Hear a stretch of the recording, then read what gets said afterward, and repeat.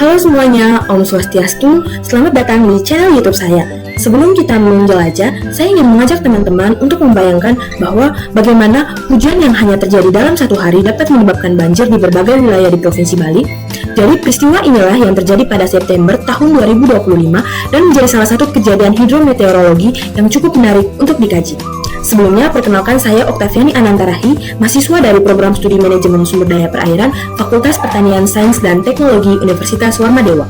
Pada kesempatan ini, saya akan mempresentasikan hasil paper saya yang berjudul Analisis Faktor Meteorologis Penyebab Hujan Ekstrim yang Memicu Banjir di Provinsi Bali pada September tahun 2025. Jadi, hal yang melatar belakangi kasus ini adalah mengapa Bali mengalami banjir pada September tahun 2025.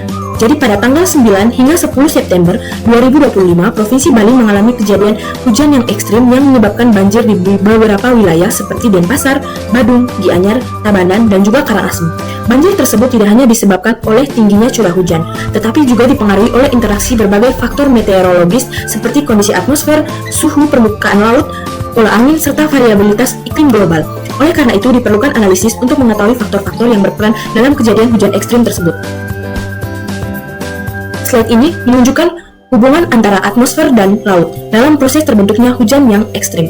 Jadi ketika suhu permukaan laut meningkat, proses evaporasi atau biasa kita sebut dengan penguapan juga meningkat sehingga jumlah uap air di atmosfer juga bertambah.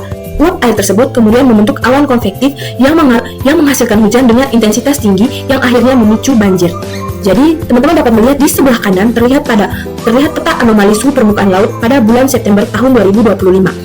Jadi warna kuning hingga warna orange menunjukkan bahwa perairan di sekitar Bali memiliki anomali suhu positif yang berarti kondisi laut lebih hangat dibandingkan dengan kondisi normal. Kondisi ini meningkatkan penguapan sehingga menyediakan lebih banyak uap air untuk membentuk hujan yang ekstrim. Faktor meteorologis yang menyebabkan hujan ekstrim.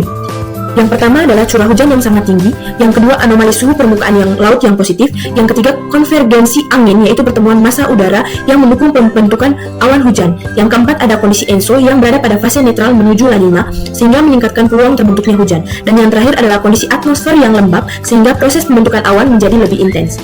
Sebagai data pendukung, teman-teman dapat melihat grafik di sebelah kanan menunjukkan bahwa intensitas hujan maksimum pada bulan September mencapai 385,5 mm dalam 24 jam, jauh lebih tinggi dibandingkan bulan lainnya. Hal ini menunjukkan bahwa September merupakan periode dengan kejadian hujan paling ekstrim sepanjang tahun 2025.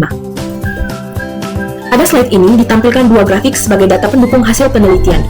Grafik pertama di sebelah kiri teman-teman dapat melihat grafik ini menunjukkan jumlah hari hujan selama tahun 2025. Terlihat bahwa pada bulan September, jumlah hari hujan mencapai 15 hari, menunjukkan aktivitas hujan yang cukup tinggi dibandingkan beberapa bulan sebelumnya.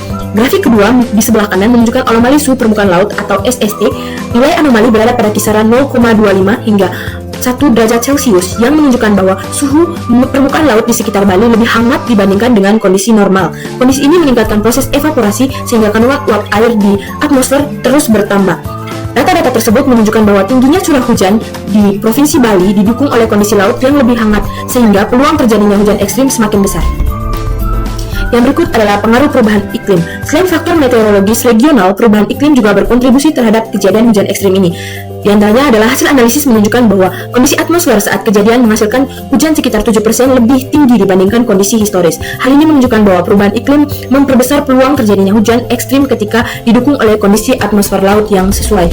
Data ini diambil dari BMKG 2025 dan juga dari jurnal Fernanda et al. Tahun 2025 dan NOAA tahun 2025. Teman-teman dapat melihat gambar di sebelah kanan, ini adalah gambar banjir di wilayah Bali akibat hujan yang ekstrim. Selanjutnya adalah mitigasi dan adaptasi. Untuk mengurangi resiko dari banjir akibat hujan ekstrim ini, diperlukan upaya mitigasi dan juga adaptasi. Mitigasi yang dapat dilakukan antara lain meningkatkan sistem peringatan dini BMKG, melakukan rehabilitasi daerah aliran sungai, serta pelestarian ekosistem mangrove. Sementara itu, upaya adaptasi meliputi penyesuaian aktivitas perikanan berdasarkan perkiraan cuaca, edukasi kepada masyarakat, menjaga kebersihan drainase, serta meningkatkan koordinasi antara pemerintah daerah dan juga pihak BMKG. Berdasarkan hasil paper ini dapat disimpulkan bahwa hujan ekstrim di Provinsi Bali pada September 2025 dipengaruhi oleh interaksi antara atmosfer dan juga laut. Faktor-faktor seperti curah hujan yang sangat tinggi, suhu permukaan laut yang lebih hangat, konvergensi angin, serta kondisi ENSO yang menuju La Nina berkontribusi terhadap terjadinya banjir ekstrim di Bali ini. Oleh karena itu diperlukan penerapan strategi mitigasi dan adaptasi secara berkelanjutan untuk mengurangi risiko bencana hidrometeorologi di masa mendatang. Demikian presentasi yang dapat saya sampaikan. Terima kasih sudah menonton. Semoga presentasi ini dapat menambah wawasan teman-teman sekalian mengenai faktor-faktor meteorologis, penyebab hujan ekstrim, serta pentingnya mitigasi dan adaptasi dalam menghadapi risiko banjir di Provinsi Bali. Sampai jumpa pada kesempatan berikutnya.